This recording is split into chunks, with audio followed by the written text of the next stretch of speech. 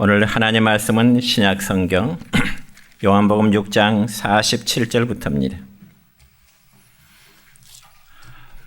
요한복음 6장 47절부터 59절에 있는 말씀까지입니다.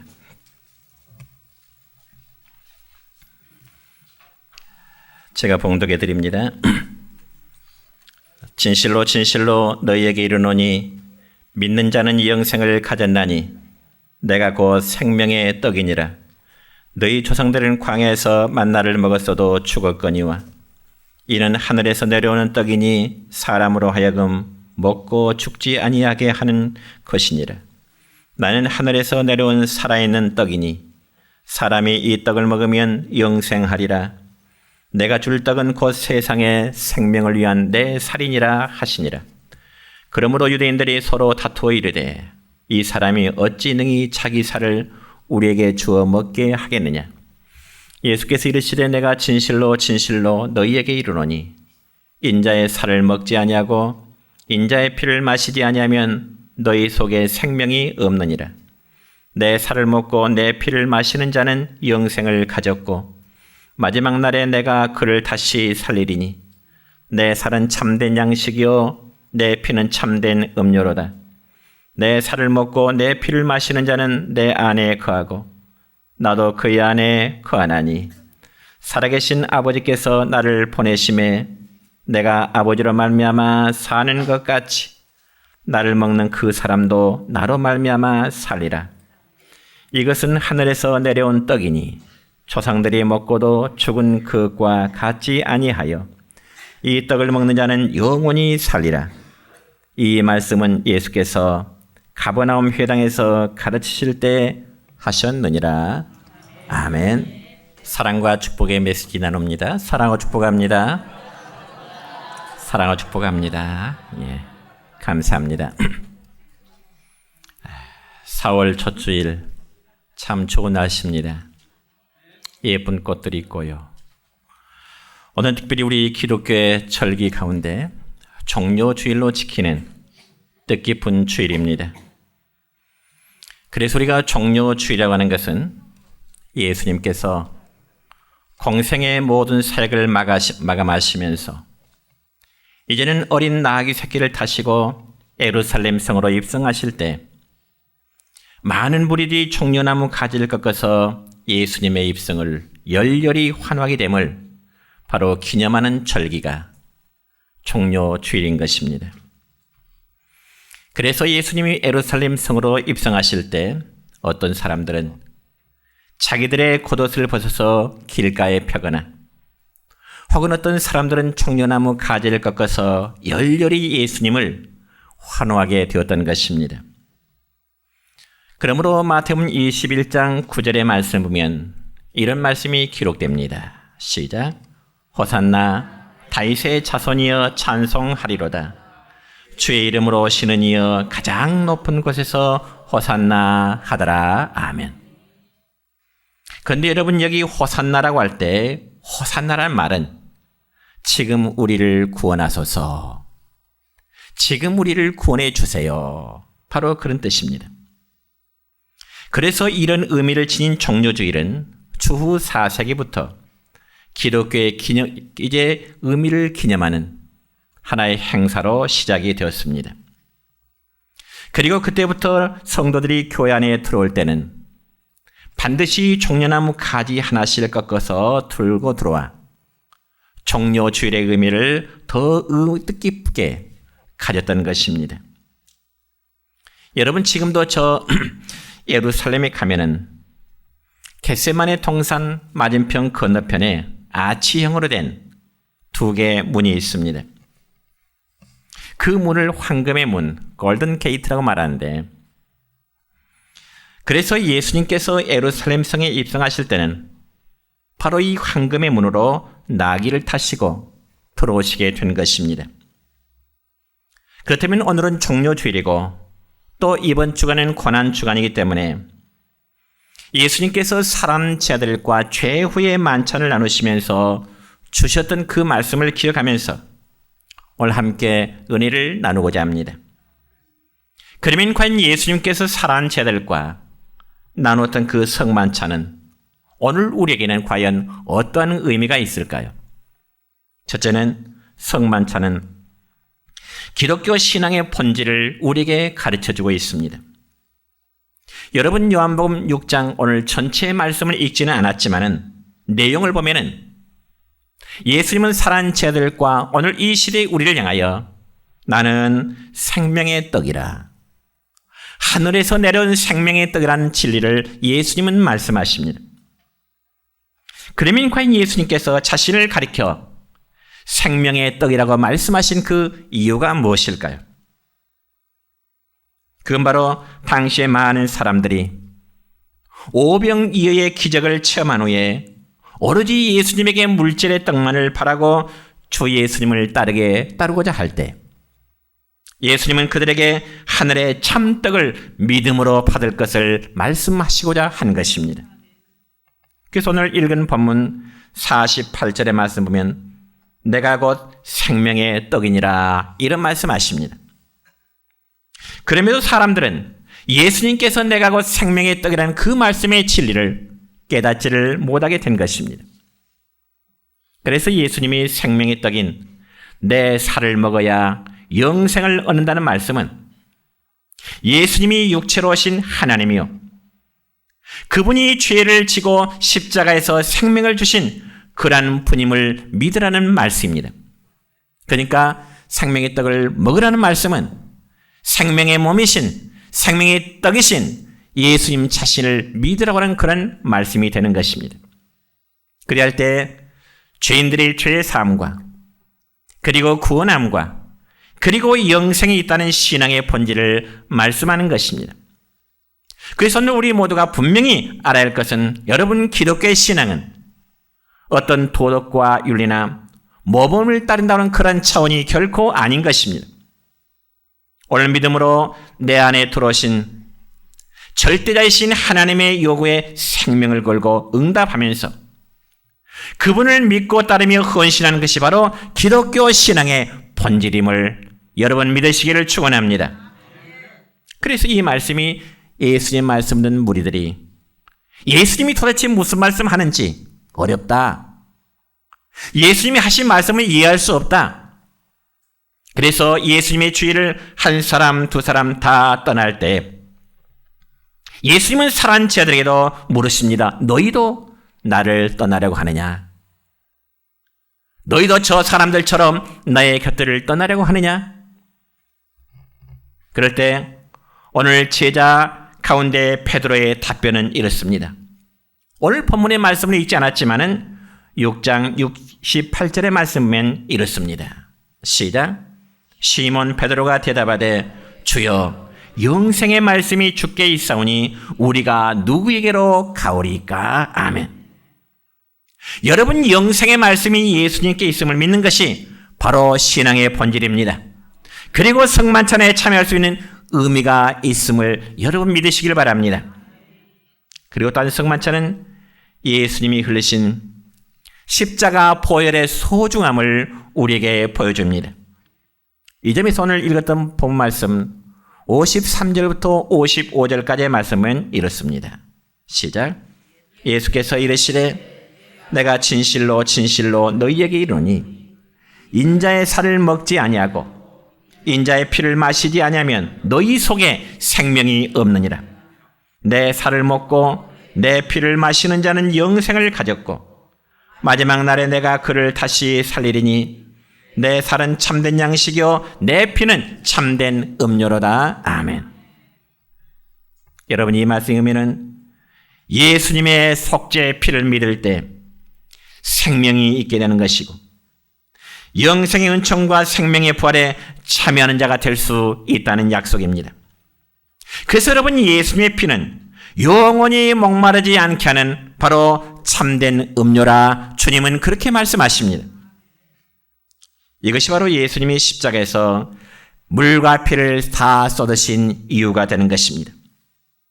그러므로 누구든지 하나님께서 마련하신 유일하신 속죄의 길인 예수님의 십자가 보혈의 피를 믿고 회개할 때 바로 죄 용서의 축복 받게 됨을 여러분 믿으시길 바랍니다.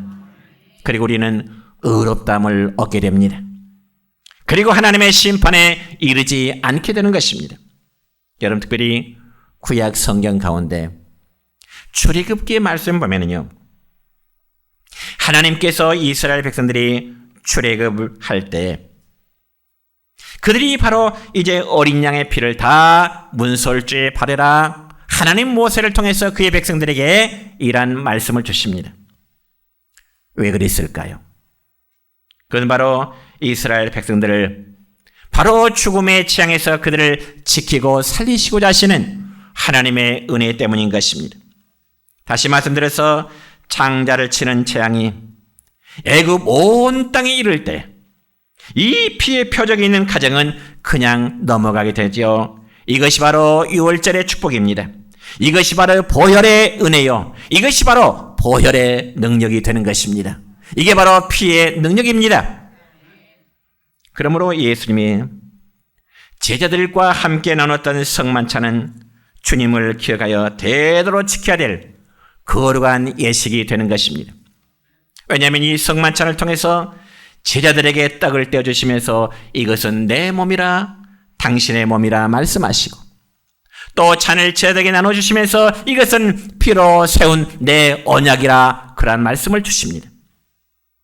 여러분, 떡과 잔 그 자체에 대한 의미도 크지만은 문제는 예수님이 직접 주셨다는데 어쩌면 더 커다란 의미가 있을 것입니다. 여러분, 예수님은 떡과 잔을 제자들에게 주시면서 나를 기념하라, 자신의 죽음을 기념하라 말씀하십니다. 물론 여기서 기념하라는 의미는 단순히 기억하라는 정도, 그 날을 기억하라는 정도의 개념이 아니라 그 사건에 의해서 교훈을 받으라는 것입니다. 여러분, 성만찬은 우리에게 두 가지의 커다란 영적인 진리를 줍니다. 첫째는 주님의 희생으로 인하여 우리가 구원함을 받았다는 것이고요, 그리고 둘째는 주님의 사랑과 구원을 전하라고 하는 사명을 우리가 부여받게 된 것입니다.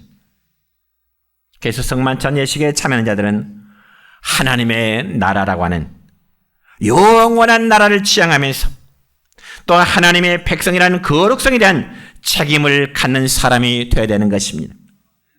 그러면서 바른 방법으로 우리는 성찬에 참여하고 정결한 생각과 그리고 정결한 몸으로 이 거룩한 예식에 참여해야 되는 것입니다. 그래서 바울 사도는 고린도 교회 편지를 보면서 고린도전서 11장 28절로 29절의 말씀 보면 이런 교훈을 주고 있습니다. 시작. 사람이 자기를 살피고 그 후에야 이 떡을 먹고 이 잔을 마실지니 주의 몸을 분별하지 못하고 먹고 마시는 자는 자기의 죄를 먹고 마시는 것이니라. 아멘. 그렇습니다. 성찬에 참여한 자는 자기의 몸을 살핀 후에 거룩한 성찬에 참여하도록 말씀하십니다. 왜냐하면 주님의 몸과 피의 의미를 전혀 모르고 아무런 생각 없이 떡과 잔을 받는 것은요, 오히려 자기의 죄를 먹고 마시는 것이 된다고 주님은 말씀하십니다. 여러분, 주님은 성만찬에 참여하는 우리 모두가 정결한 일꾼으로 그리고 거룩한 사명을 감당하는 거룩한 하나님의 일꾼으로 하나님의 나라를 함께 세워가기를 원하십니다. 그럼 우리 모두는 성만찬의 본질을 바르게 이해하고 합당하게 참여하여 주님의 거룩한 일꾼을 쓰임받아서 정말 하나님의 나라를 세워가는 거룩한 자들이 되어지기를 주님의 이름으로 축원합니다.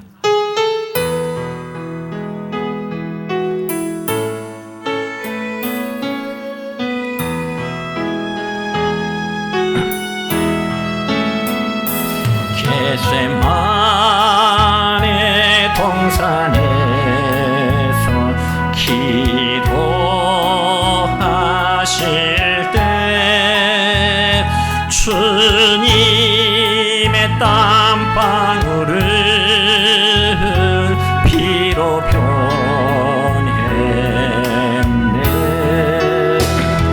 하나님을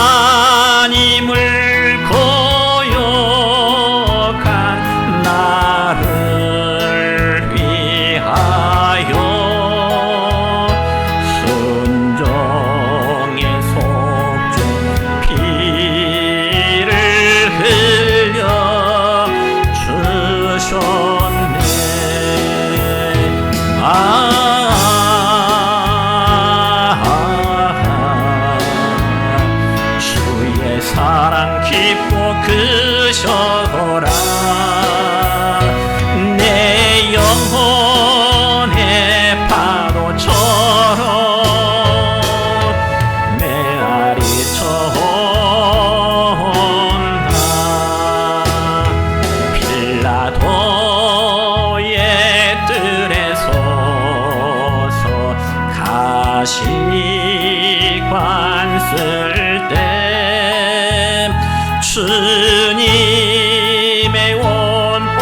푸른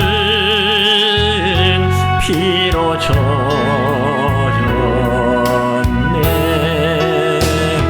온 인류의 저주를 속하시려고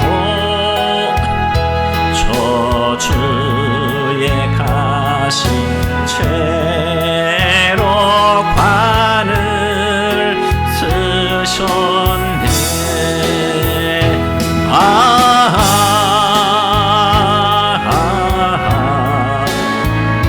주의 사랑 깊고 크셔라. 내 영혼의 파도처럼 메아리 좋은 밤.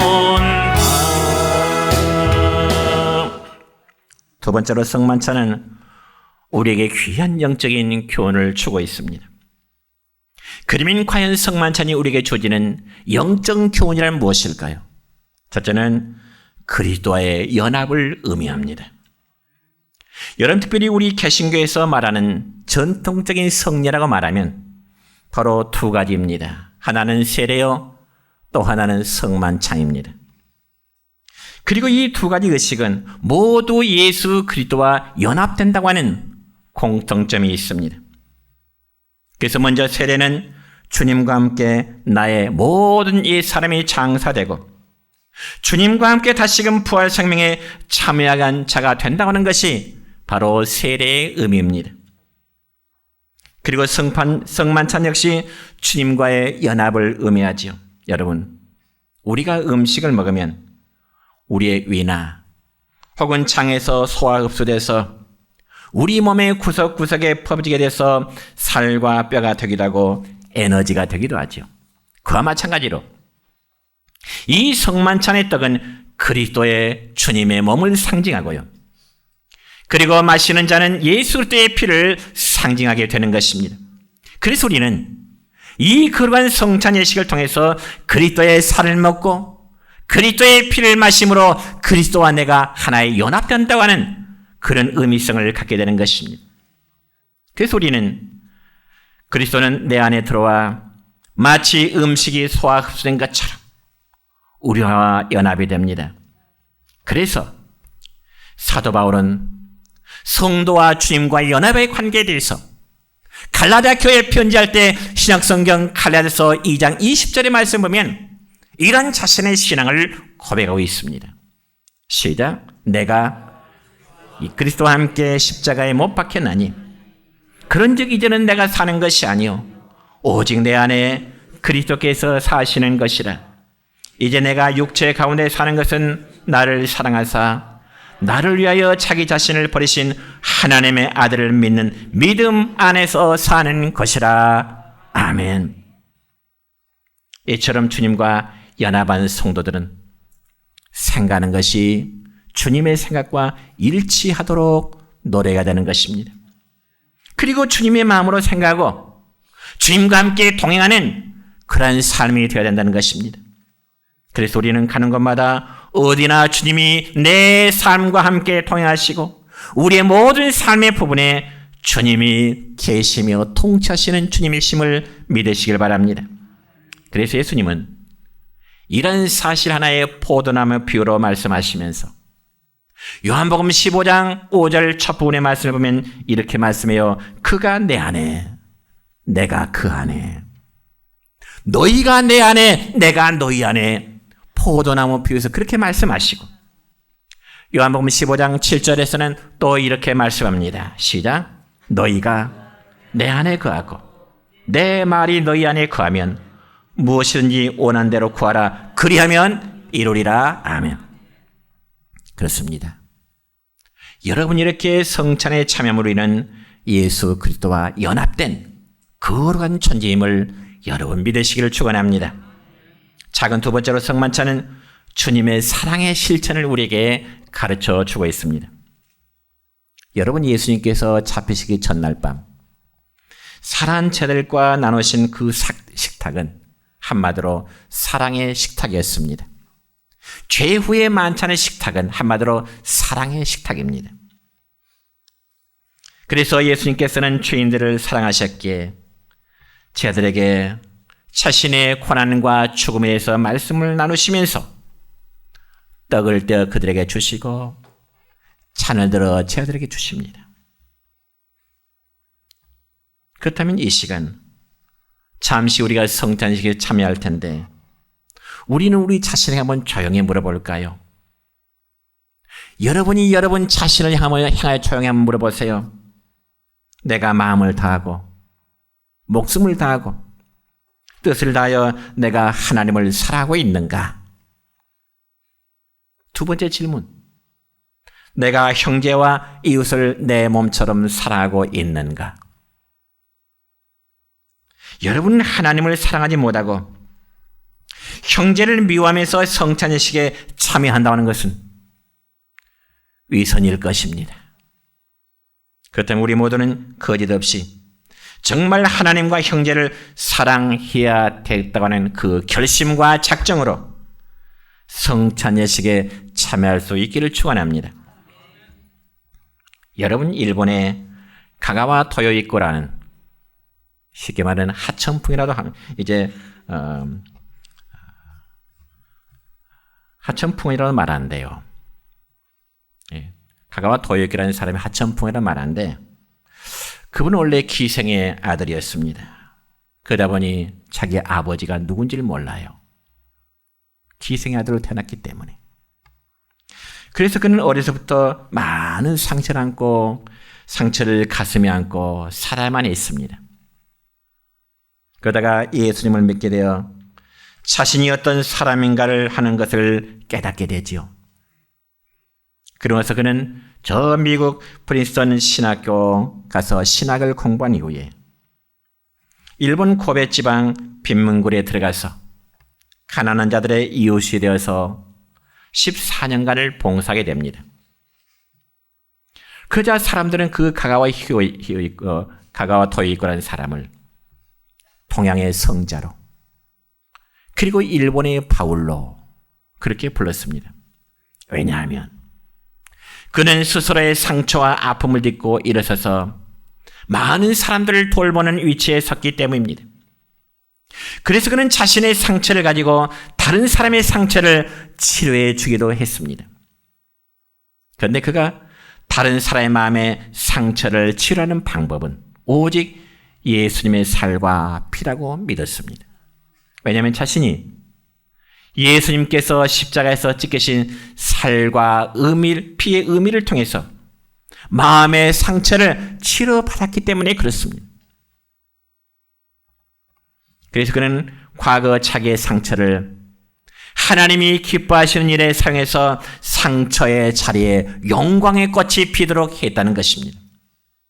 여러분, 꽃도 좋은 환경에서 자란 꽃보다는 척박한 땅, 정말 어려운 환경에서 자란 꽃이 더 향이 있다고들 이야기합니다. 그런 의미에서 여러분, 성찬예식에 참여하면 우리 각자의 삶의 상처를 치료받고 위로받는 거룩한 의식임을 믿으시기를 바랍니다. 세 번째로, 성만찬에 참여한 자에게는 놀라운 축복이 따르게 되는데 과연 어떠한 축복이 따르게 될까요? 물론 첫째는 영적인 은혜를 받게 됩니다. 여러분, 성만찬은 복 중에 복이요 은혜 위에 은혜임을 여러분 믿으시기 바랍니다. 왜냐하면 성만찬은 어느 누구나 언제든지 받을 수 있는 일반적인 은혜가 결코 아니라 이 성만찬에 참여하는 복은 특별한 은혜이기 때문에 그렇습니다. 그리고 오직 구속함을 받은 하나님의 자녀만이 누릴 수 있는 특별한 은혜입니다.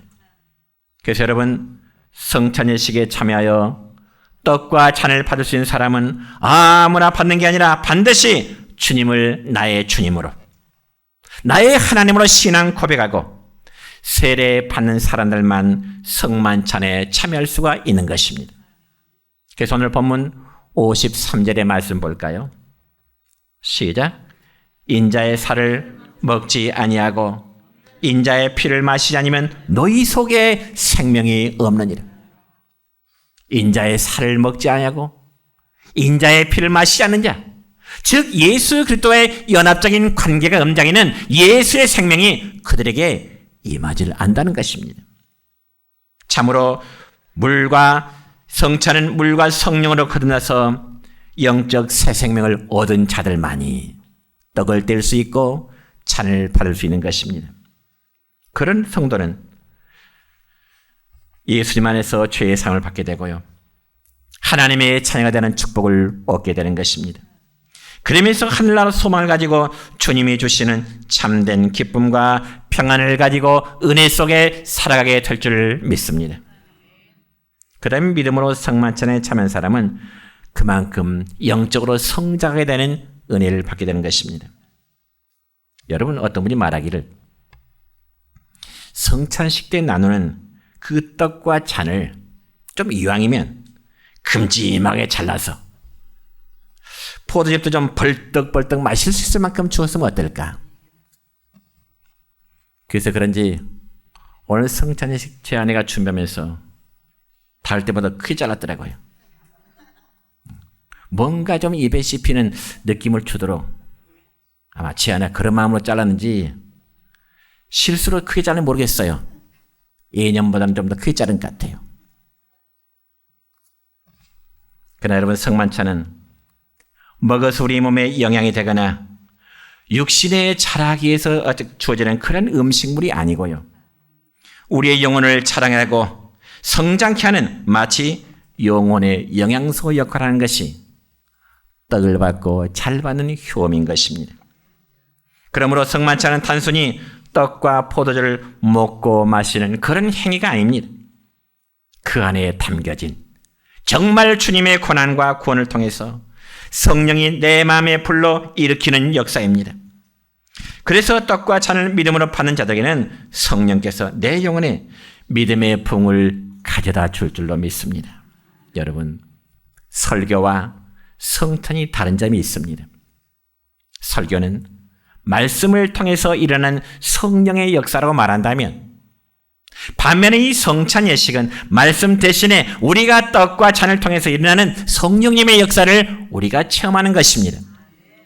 그래서 어떤 사람은 성만찬에 참여할 때 정말 성령의 역사함으로 자신의 죄를 깨닫고요, 감히 떡을 들면서 잔을 들면서 감히 먹지 못하고 정말 눈물을 흘리는 그런 성도도 봤습니다.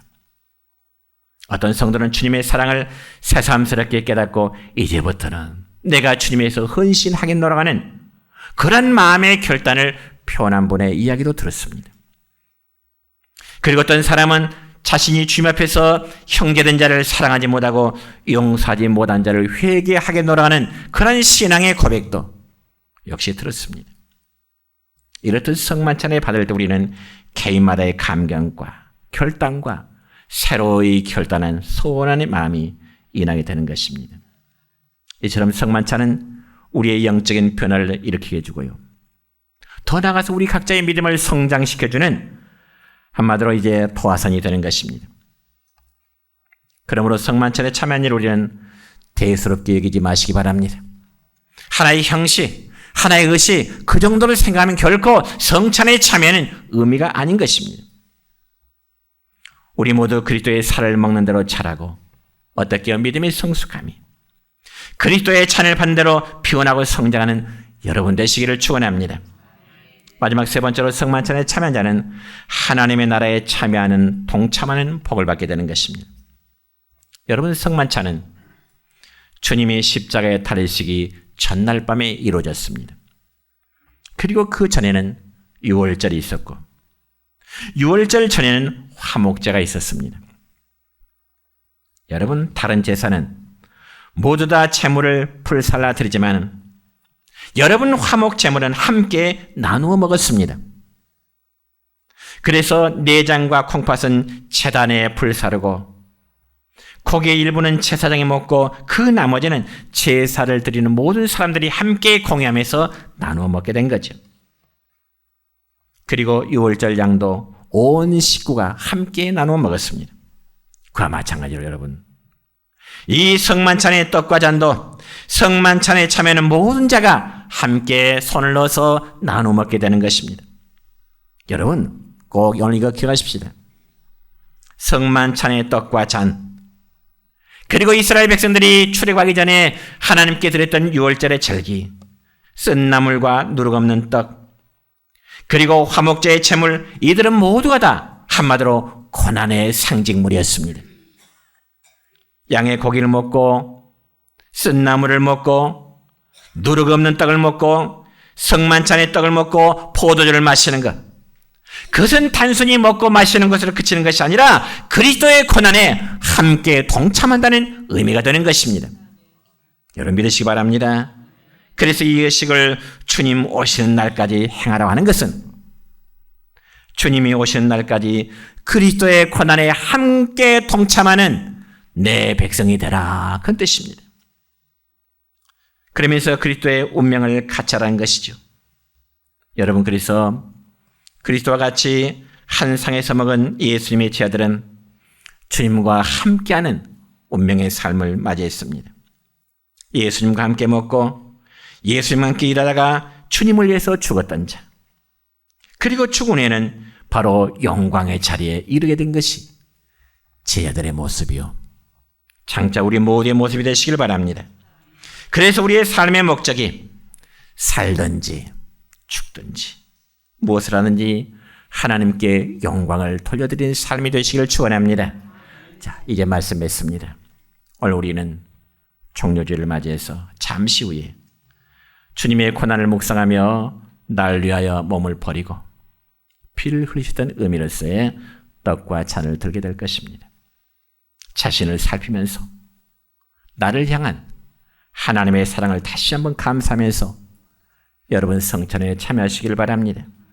그래서 마지막 최후의 만찬 때 주님과 함께 했던 제자들처럼 오늘 성만찬에 참여하는 성도 여러분에게도 주님의 은혜가 함께 하시기를 축원합니다.